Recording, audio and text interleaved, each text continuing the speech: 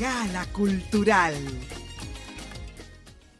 Para recibir a nuestros distinguidos invitados de esta gala cultural, pues les presentamos El sueño de Pedro Enríquez Ureña, uno de los 19 textos de El oro de los tigres de Jorge Luis Borges. Dedicado a don Pedro Enríquez Ureña. Así es. Estamos en compañía del doctor Julián Álvarez, quien es encargado de programas especiales del Instituto de Evaluación e Investigación de la Calidad Educativa, IDEICE. Sí, IDEICE. Esas son las siglas, sí. IDEICE. Que es un organismo público descentralizado adscrito al Ministerio de Educación y es un organismo esencialmente técnico. Ellos están de aniversario y pues el doctor Julián Álvarez, encargado de programas especiales, y el doctor Luis Camilo Matos, quien es el director de divulgación científica del instituto, pues nos visitan para que demos a conocer este instituto que de seguro no todos saben que existe. Bienvenidos. Sean ustedes bienvenidos. Un gran honor, encantada. Muchas gracias. Sí. Doctor, usted estuvo recientemente aquí con el director del canal en el espacio Ojalá. Háblenos usted de esto, que es un instituto que evidentemente está en la palestra, entre otras cosas, porque la revolución educativa que se propone al país tiene que realizarse, si se quiere, en búsqueda de precisamente la calidad educativa. Y nosotros pensamos que en el centro de este esfuerzo pues están nuestros técnicos, que son ustedes. Díganme. Bueno, buenos días y agradecer a ustedes la recepción que nos han dado y también a la teleaudiencia que nos puede mirar en estos momentos. El Instituto Dominicano de Evaluación e Investigación de la Calidad Educativa, su misión principal es investigar y evaluar. Entonces, ¿qué significa la investigación? Que es ese proceso que nos va a brindar el conocimiento cierto de las cosas, porque tenemos percepciones y opiniones sobre la realidad, pero el conocimiento cierto, exhaustivo, probable, demostrable y objetivo nos lo va a dar la investigación. Y también en el Ministerio de Educación, como en otras instituciones, se implementan diversos proyectos. Y esos proyectos entonces también tienen que ser evaluados. Evaluado significa valorar en qué medida se alcanza la finalidad bajo la cual han sido concebidos. Entonces, ¿qué tiene que ver esto con la calidad? Bueno, que en la medida que tenemos un conocimiento claro, preciso y cierto, los tomadores de decisiones tienen una fuente de información que le va a permitir tomar una decisión más adecuada. Por eso, la tarea del instituto es ir aportando los conocimientos, ¿verdad? Y para que los tomadores de decisiones, en base a esas informaciones, en base a esos conocimientos, tomen decisiones adecuadas y pertinentes. Es decir, la investigación lo que nos va a permitir en este caso es que en vez de decidir en base a nuestro sano juicio y en base a veces a nuestro capricho, hay una realidad objetiva que es conocida y ese conocimiento es entonces lo que nos va a permitir tomar las decisiones pertinentes. Por lo tanto, un elemento de calidad es que el conocimiento es el que nos impulsa a tomar las decisiones adecuadas y pertinentes, es hacer ese aporte. Y esa es la naturaleza y la finalidad del instituto. Hay un lanzamiento, perdón, don Guillermo, de la República Digital, ¿no? Un gran proyecto, de gran impacto será la implantación, ¿no? En donde se propone una computadora para cada estudiante, una computadora para cada maestro, ¿no? En ese marco, ¿qué papel juega la IDEICE, ¿no? En el diseño o con sus aportes, ¿no?, a este gran proyecto que lanzó el presidente Danilo Medina Sánchez?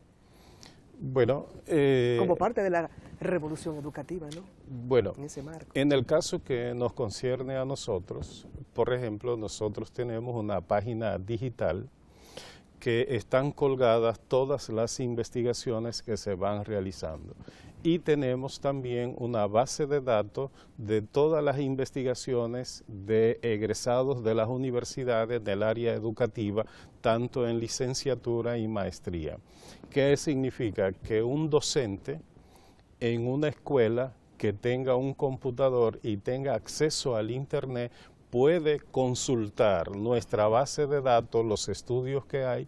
Si el docente quiere hacer un estudio, una investigación desde una realidad particular de su centro, en ese sentido, si el programa de la República Digital logra dotar a un docente de computadora e internet, él desde su propio centro puede examinar lo que se hace desde el instituto, ver una realidad que se esté dando y él basta con una palabra entrar a la base de datos y ver cuáles estudios se han hecho ahí y en qué medida él se puede orientar para iluminar una realidad que él tiene, que él quiere mejorar, y entonces él puede tener informaciones a mano si eso es posible. Entonces, yo creo que desde ese punto de vista, si este proyecto logra adecuadamente desarrollarse, y creo que tenemos la razón para decir que se va a desarrollar, pues yo creo que el instituto sería un aliado fundamental, sobre todo en la línea de que el docente se convierta en un investigador de su propia realidad y que él entonces pueda intervenir esa realidad. Y el instituto entonces le va a propiciar informaciones puntuales y en su aula para que él pueda estudiar, investigar una realidad, una problemática que se dé en su escuela, él estará conectado y él podrá investigar y tomar las decisiones pertinentes en función de mejorar la realidad o el problema que él tenga ahí mismo, de tal manera que tendría en el IDICE un aliado para él mejorar su práctica educativa en este caso. ¿Usted quería decir algo, doctor? Sí, bueno, es para resaltar que desde divulgación científica, esa primera base de datos, INESRED, es la primera en el país a nivel educativo. O sea que estamos hablando que el IDEICI ha desarrollado a través de esta primera base de datos pública educativo un medio para que los profesionales en el área de educación tengan acceso a través de las universidades para poder acceder a los estudios realizados y así obtener informaciones sobre los temas a nivel educativo que se han investigado en el país. Pero no obstante, también tenemos la revista Revies, que es otro medio de divulgación científica donde ya tenemos varios volúmenes y que ha sido registrada a nivel internacional. A través de esta revista se vienen publicando diferentes artículos en el área educativo donde hemos resaltado temas sobre la deserción escolar, la jornada escolar extendida y problemas de aprendizaje, entre otros. Miren, evidentemente que ustedes aportan un insumo para los básico, tomadores, ¿no? de decisiones a nivel ministerial y para facilitar la labor de los profesionales de la educación, que obvio conduce de entrada o da pistas de hacia dónde se debe reorientar el diseño curricular. Porque la realidad es que, fíjese, esta es la primera base de datos en el 2016. Es que de alguna manera la sociedad ha ido evolucionando quizás a un ritmo bastante más rápido que el sistema mismo educativo dominicano. Y nos sirven frecuentemente informaciones estadísticas que dan cuenta de que nuestros muchachos, nuestros alumnos son incompetentes en matemáticas, en ciencias y en el lenguaje, ¿verdad? Hasta el grado de que a veces nos sentimos medio avergonzados, porque nos ponen como la ovejita negra de la región en materia de desempeño de nuestros estudiantes en áreas tan importantes como esta. ¿Cuáles son las pistas generales que ustedes como evaluadores e investigadores de la calidad educativa nos pueden servir en esta perspectiva de cómo corregir o hacia dónde orientar las transformaciones del sistema? Bueno, es importante decir que el IDEICI en apenas 8 años que tiene, que está celebrando su aniversario, se ha ido convirtiendo en una institución educativa líder en materia de educación. ¿Por qué? Porque no solamente hemos aportado 50 estudios nacionales en diferentes temáticas que tienen que ver, como decía ahorita, sobre las pruebas nacionales, por ejemplo, la jornada escolar extendida, el problema de violencia escolar en las escuelas, que son temáticas que responden a problemáticas del sistema educativo dominicano. Pero no obstante, dando respuesta a la pregunta que usted plantea, se han presentado 2 grandes estudios a nivel internacional, que es el estudio de ICCS, que es el estudio internacional sobre educación cívica ciudadana, donde en este estudio el IDEICI tuvo una participación significativa. Se tomó como muestra 150 centros escolares, estudiantes, docentes y directores, para evaluar las áreas principales de educación. Pero también tenemos el tercer, que es el tercer estudio regional comparativo explicativo con relación a la comprensión lectora, matemática y ciencias naturales, para evaluar el nivel de alcance de nuestros estudiantes en esas áreas. Y precisamente para el 2015, dentro de esas áreas, las ciencias naturales se ha colocado como una de las áreas principales y de prioridad en el sistema educativo. Doctor. Y el tema de la ecología, cuidado del planeta, preservación, respeto. Sí. Digo, dentro de esa área de las ciencias naturales. Claro. Cómo inculcar, ¿no?, desde pequeño, desde los primeros años de educación básica, ¿no?, el tema del cuidado del planeta. Por eso estaba se en ha agenda, tomado, ¿no? sí, claro, por eso se ha tomado una de las áreas del conocimiento, las ciencias naturales, para fines de evaluación, para darle importancia al problema de la ecología, la protección del planeta y ver el planeta como la gran casa donde todos vivimos. O sea, esto es para reforzar las áreas del conocimiento, que entendemos que son de las 3 áreas prioritarias que realmente está poniendo atención el sistema educativo dominicano. Don Guillermo hablaba de una serie de asignaturas, ¿no?, lengua española, matemáticas, que son básicas, pero la historia.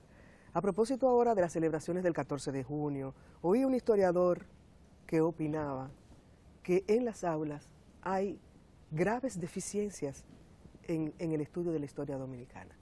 Y hicieron una manera de diagnóstico, ¿no?, unas entrevistas a jóvenes y no sabían detalles básicos de la gesta del 14 de junio, por ejemplo.